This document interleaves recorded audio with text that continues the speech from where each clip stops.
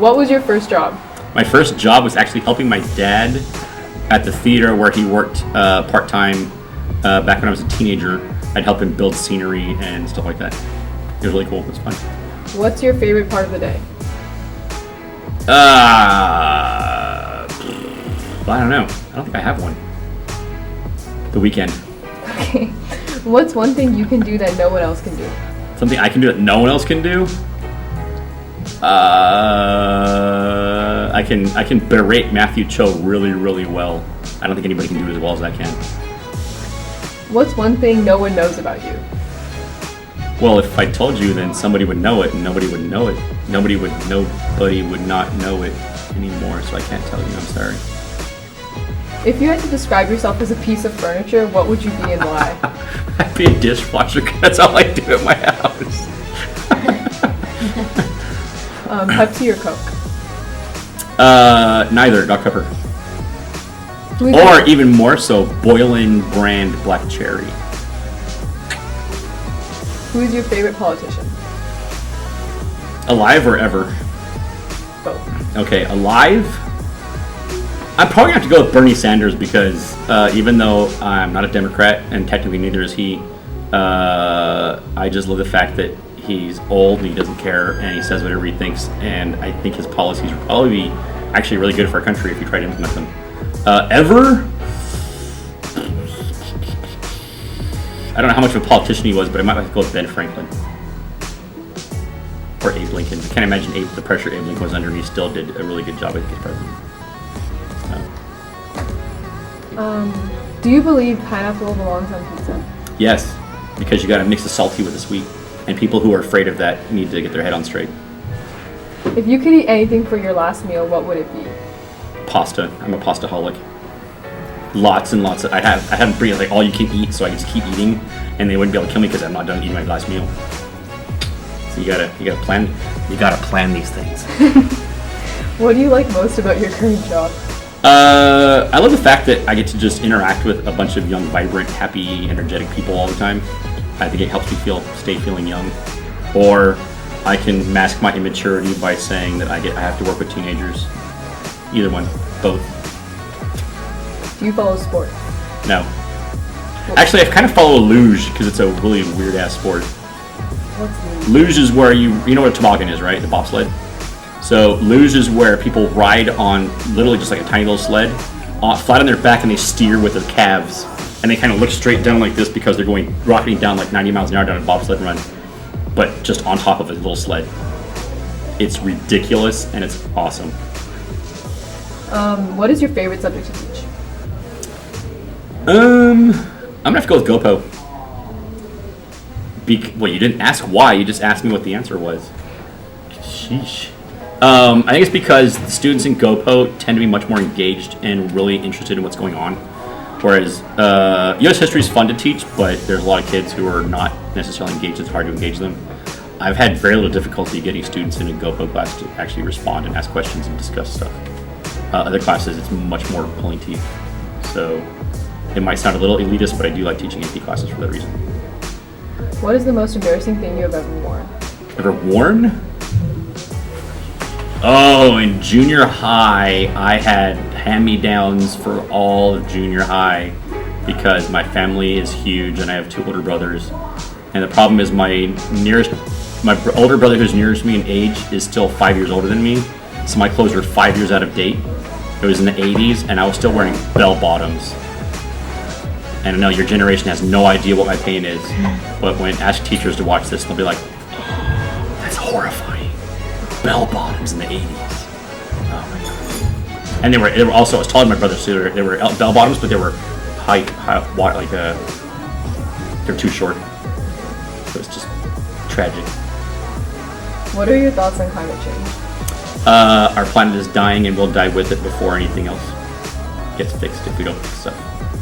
Our planet will continue without us, but we won't continue without it. It's just stupid. And we're not doing everything we can right now.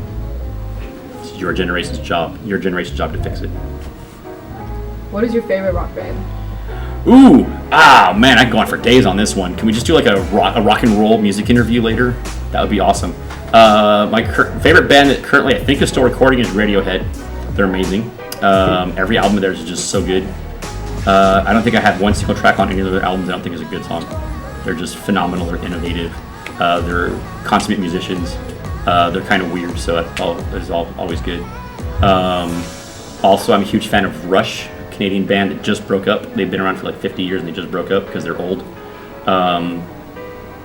There's an obscure band from Scotland called Marillion, which is really cool. So I can go for days about music. So. What would be the title of a movie about yourself? Oh man. The title of a film? Don't try this at home. First thing you would do as president of the USA? I think I would issue an executive order undoing everything President Trump has done. And then also apologize to every other nation in the world for what President Trump has done. I'm a little biased, I think, against President Trump, you might have guessed. If there was one question you could ask about the future, what would it be?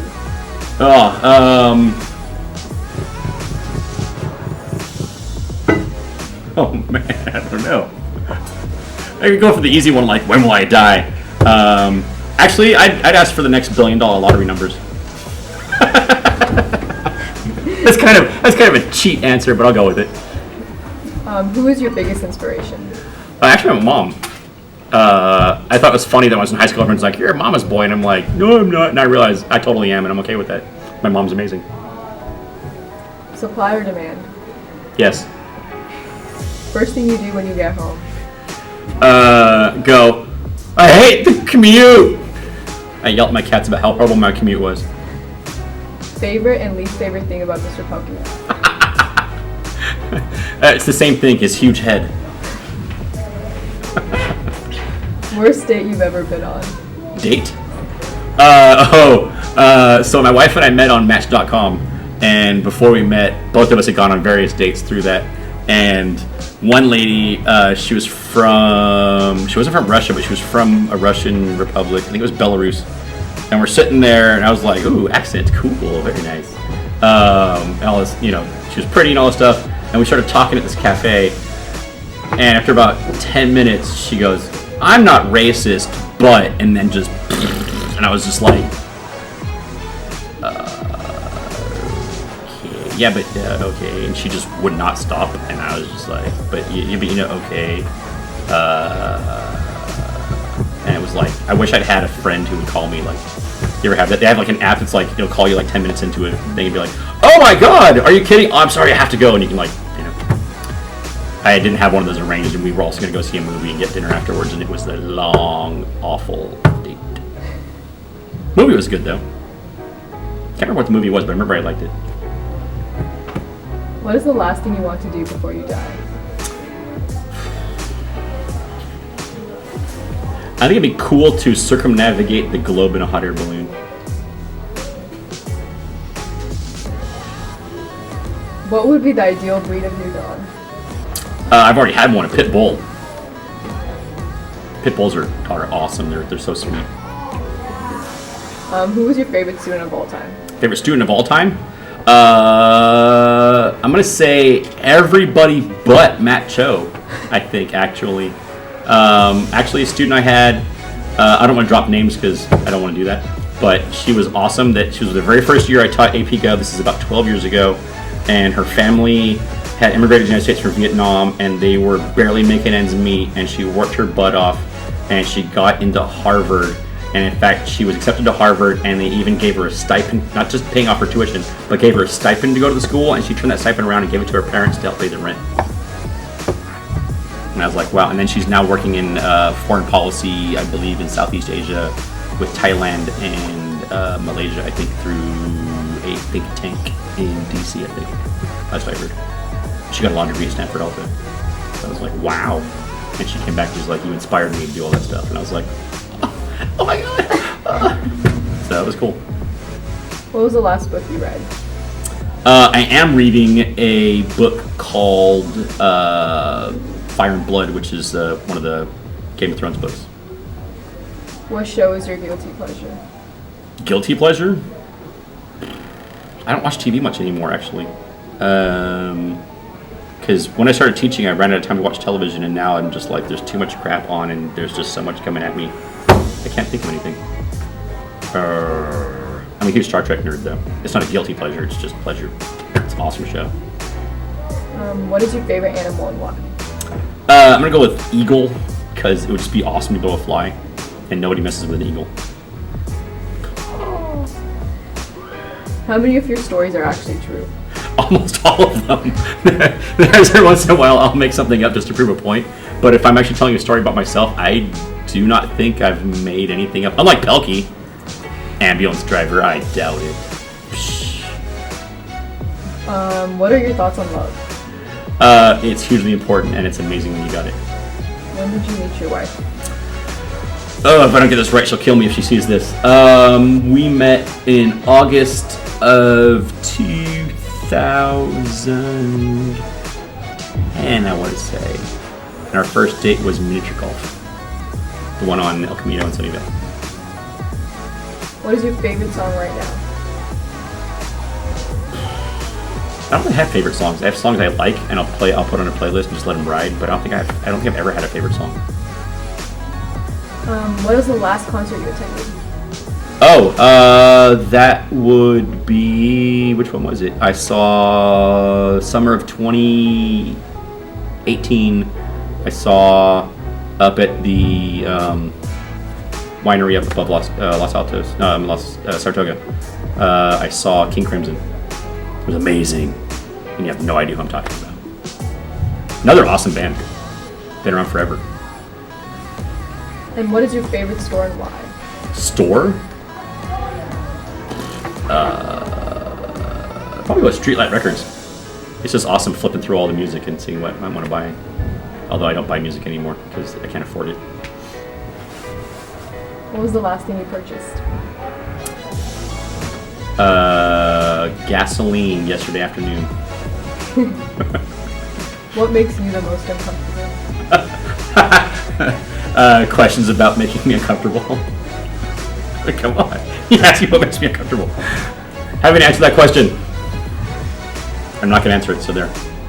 Out of all the places you visited, what was your favorite? I'd have to say New Zealand. New Zealand's amazing. My wife and I went there for our honeymoon, and we did all the Hobbit stuff, all Lord of the Rings stuff, and we also toured around, like, there was a hot spring and a caldera that was really cool. There was a car museum we didn't even know existed, and we drove past it. Well, let's check that out. There was all kinds of stuff that was really neat. And it's a nice, clean little country. Everyone's so polite, and they talk funny. If you could give one piece of advice to your students, what would it be?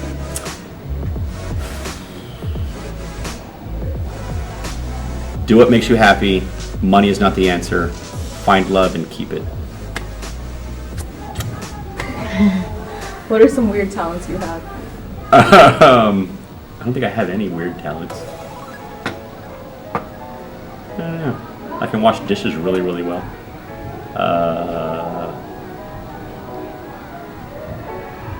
I don't know. I can heckle students endlessly. I can go for a whole block period just rip it on students and not have to worry about it. Ask Matt Cho, he knows. What is your least favorite restaurant? Least favorite? Pretty much any fast food chain, like Burger King or Kentucky Fried Rats. I'm a big fan of mom and pop restaurants. In fact, there's one called, I think it's called La Quinta, over off Saratoga Sunnyvale Road near Westgate, which is really, really good. It's right behind Seas Candy. It's really good. They have the best grilled chicken burrito. What does your family do that annoys you the most? Everyone talks and no one's listening. That's what my family, when we get together, everyone just starts talking, but I realize no one's listening to each other. I'm like, what are you guys doing? What are your pet peeves? Students who ask me about my pet peeves. Actually, I had two of them that were really petty. When students turn in work on spiral notebook paper and still leaves the fully edges, that drives me absolutely crazy. And also when students staple paper together, but the paper isn't like, you know, you gotta staple it so it's all lined up and paper. It drives me nuts. Tell us something cool about government and politics. I don't think people realize the fact that all day, every day, people are making decisions that affect your life, whether you do anything about it or not. And you might as well do something about it because they are doing something about it. And they are taking away your money, they're taking away your ability to do certain things, they're taking away, like, the future you have through, environmental degradation, ignoring stuff like that, or, all kinds of stuff that's being done in your name with your money. And you should get involved because it's happening whether you like it or not. Describe your biggest failure. Taking 10 years to get a bachelor's degree. That's all I'm going to say about that. Describe your biggest success. I don't know, I think between meeting a wonderful woman, getting married to her, and managing to hold on to her, and having an awesome career, I think those two kind of go neck and neck. But I don't have to say my wife, first of all. Because people are like, she's out of your league, she's too clever. Like, I'll show you. What is your favorite thing about your life? I can't tell you. What is something you did that got you in the most trouble? Oh, jeez. Really, really stupid thing. So, I didn't get in trouble for it, but I was on the verge of not being able to do my job. Less than a month ago, so in early October, I got an email from the district office saying my tuberculosis test clearance was running out. Because teachers have to get a TB test every 3 years, I think. And I got a notice from the district office saying your certification's running out. You need to get that done. You have until October 31st to do it. I got another email a week after that saying, hey, don't forget. Another email a week after that saying, hey, don't forget. And finally on October 31st, I got an email saying, today's the deadline to get your TB test done. And I hadn't done it. And I was like, oh my God, what am I doing? And Ms. Gillard in the office got the same email. They CC'd her and she's like, Mr. Recktenwald, how come you haven't, blah, blah, blah. Luckily, the deadline wasn't the 31st. It was the following Friday. So I was able to get my TB test done. Literally, the information to the office about 5 hours before the deadline ran out. And if I hadn't gotten it in, I would not be allowed to be in the classroom teaching and I wouldn't be getting paid for the days until I got it done. It's they sent me 4 reminders. I don't know how the hell I missed that. That was so dumb. Ugh. What was the most outlandish thing a student has ever asked you? I can't actually repeat it on camera for public consumption. I'll give you the PG version. A student, my very first year teaching, I was determined to be the cool teacher. And you guys can't ruffle me, I'm no problem. And the student kept incessantly talking to her classmate, and I'm like, do you have a question? And she goes, oh, no, you don't want to know. And I was like, I'm not going to play that game. No, come on, share it with the class. And she asked a super inappropriate question. And instead of going, the smart answer would have been, you're right, I didn't want to know that, and just moving on. I tried to answer it, and it got even worse. And I was like, all right, oops. And I saw some of those students years later. They came by and visited. And like, remember that day when Jennifer asked you that question? I was like, oh, God, it haunts me still. If you had to get a tattoo, what would it be and why? I have a tattoo. What is it? It's the Chinese character Dao, which means the road, like Taoism. I'm a very big believer in the fact that everybody has a path they have to follow in life, but you have to decide your path. I can't decide for you. I can help you, but it's your decision. Other than that, I think I'd probably want to get just a battleship on my chest or something, something very, very macho, very Navy. What is the most valuable lesson you have learned in your life? To not take people for granted. There are tons of people in your life that you are going to regret if you don't keep contact with them. And I've had that happen a number of times. So, good people are rare. So keep them. And is there anything you want to add? Do your homework. Matt Cho for president! Okay, we're done. Thank you, Mr. Recktenwald. That was 50 questions? Yeah. Okay, all right. Didn't feel like 50.